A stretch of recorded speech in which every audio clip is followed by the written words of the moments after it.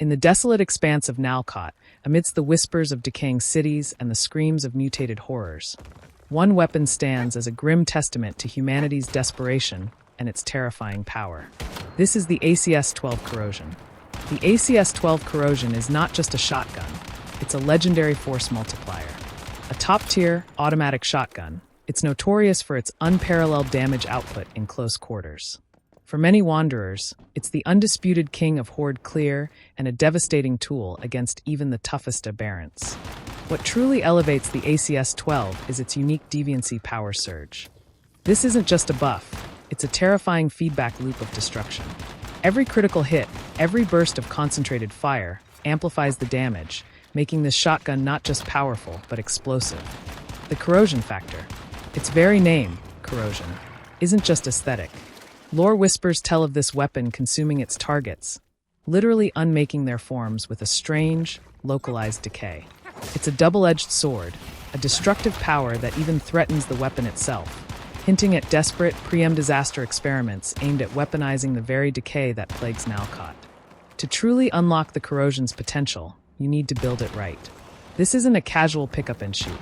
It's a symphony of calibrated parts, synergistic mods, and carefully chosen gear that transforms it from a powerful shotgun into a literal meat grinder. So, is the ACS-12 Corrosion worth the grind? Absolutely. For those who brave the close confines of Nalcott's horrors, for those who seek to dominate the battlefield, the Corrosion isn't just a choice, it's often the only choice. Master its power, and you'll redefine what it means to survive in once human. Let's see what keyword Power Surge does. Deal status damage of 50% psi intensity once, and inflict power surge status for 6 seconds. Accuracy -40. Shock element type. The additional damage cannot crit, cannot strike weak spots, and will not decay with distance. Now let's take a look at the weapon features of the Corrosion Shotgun. 80% chance to trigger power surge with a hit, but will not inflict power surge status on deviants. Power surge can deal critical hit, power surge crit rate plus 25%. When power surge is triggered, power surge crit damage plus 50% for 6 seconds. Effect can stack up 4 times. And power surge damage factor plus 15%. Based on these we start the build. The mods we use on Corrosion is Static Shock with Power Surge suffix. This mods gives Power Surge status duration -50%, which is okay for our weapon, because it doesn't apply the Power Surge status anyway, and Power Surge damage plus 20%. But try to get shock damage or power surge trigger chance or power surge critical damage instead of the damage plus 8% on targets with power surge. Because the way I have is not great. As accessories on Corrosion we use muzzle, extended break. Tactics, compact and flared indicator. The magazine is the original one. An ammunition type, blasting shotgun AP ammo. Calibration on Corrosion we use rapid shot style with 2 times critical rate.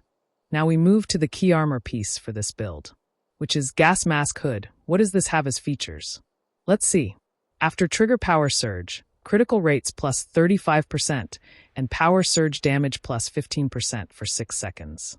As mods on gas mask hood we put fateful strike with violent suffix. Core effect of this mod is cannot deal weak spot damage, but the critical rate plus 10% and critical damage plus 30%. For the secondary weapon we have 3 options, which are the following. Bingo Sniper Rifle, which has the following effects. 70% chance to trigger the bullseye upon hitting a weak spot. After switching weapons, the first hit will trigger the bullseye. After hitting a non-meta human unit, weak spot damage plus 25% for 10 seconds, stacking up to 4 times. And after defeating a non-meta human unit with a weak spot hit, attack plus 15% for 20 seconds. The second option is DE50 Wildfire, which has the following effects. 60% chance to trigger bullseye when hitting a target. 80% chance to spread the bullseye to one enemy within a 15-meter area when hitting marked enemies. If there are no enemies within the area, weapon damage plus 25% for 10 seconds. And when hitting a weak spot of a marked enemy, attack plus 3% for 10 seconds, up to 3 stacks. And the third option is Recurve Crossbow, which has the following effects. Hitting a weak spot will inflict the bullseye on a target causing all weapons to have critical rate plus 15% versus targets with the bull's eye for 10 seconds. And the effect only works once on the same target within 15 seconds.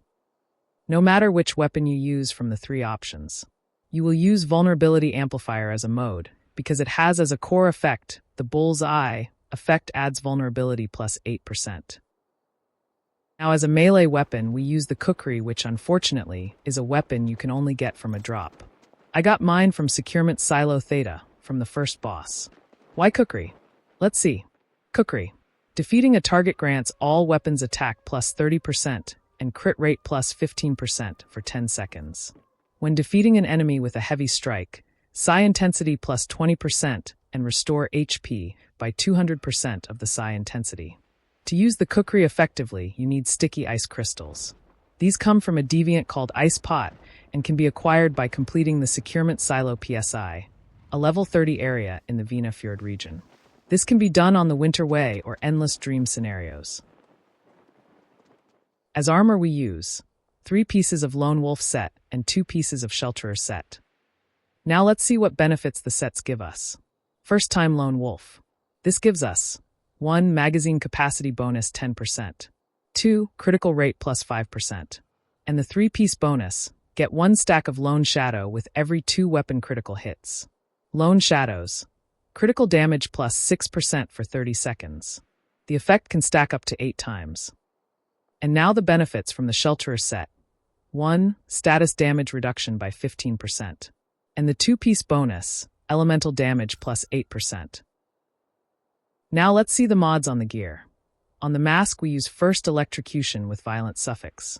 This has a core effect. For enemies without power surge status, power surge's ultimate damage plus 35%. Because corrosion does not apply power surge status effect, all bullets will always benefit from this mods. On armor top we use enduring shield with talent suffix. This has a core effect. When out of combat, gain 1 stack of Save Haven every 5 seconds, stacking up to 5 times. For every 5 damage received, remove 1 stack of Save Haven to gain 8% shield for 3 seconds. This will help you with survival a bit.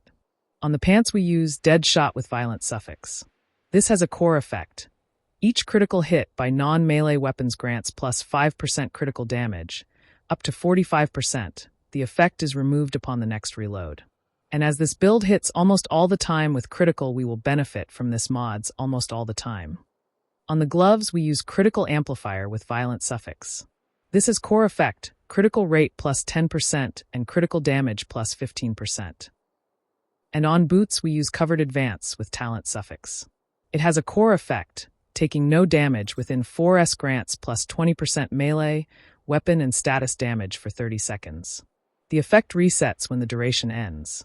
The Cradle setup, Anti-Void Tactical Combo, Status Enhancement, Tactical Leap, Elemental Sense, Transient Impact, Deviant Energy Defense, Rapid Aid. As a combat deviant we use Mini Feaster. Why this one? Because it will summon a tentacle every 1.5 seconds, and for each summoned tentacle it will increase status damage to the player by 20% up to a maximum of 80%. And if you have Mini Feaster from the Star Fallen version event it is better, because it gives you another 5% status damage when you have synchronized it, and if you are airborne the effect will increase by another 50%. This means that status damage will increase by 7.5% while you are airborne. Recommended food and drink buff. Mixed fried hot dog, crafted with crocodile meat for more power surge damage, and drink buff whimsical drink.